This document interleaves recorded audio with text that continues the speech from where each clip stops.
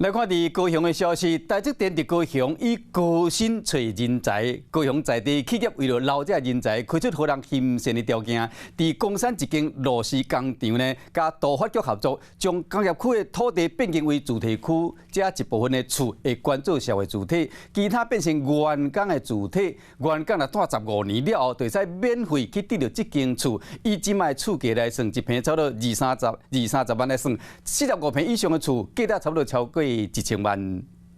台积电建筑高雄，若带动厝价飙升，即么含员工的薪水福利，嘛要对咧铺悬。伫咧公山的螺丝帽工厂正好传出一月之薪水7万的技术人员，去台积电用14万的2倍薪水要给挖走，就惊人才留袂掉，工厂准备要买厝送互员工。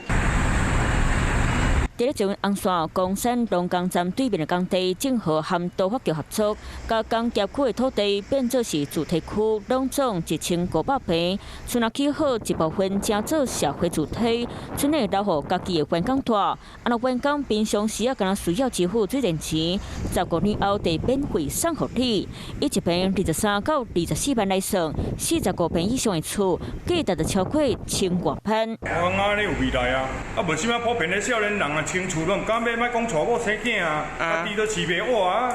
让方便，不用专门为了骑车还是为了开车那边塞车啊。希望这我们的产业能够投资高雄，用劳工住宅来留住人才。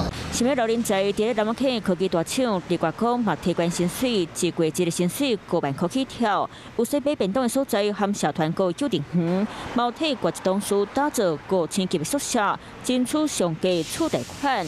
这福利，就是希望优秀人才会当留点伫咧身躯边。Hello， 我是林明瑞。想要抢先掌握最及时的新闻资讯吗？赶快订阅、按赞、开启小铃铛，锁定我们华视新闻的 YouTube 频道。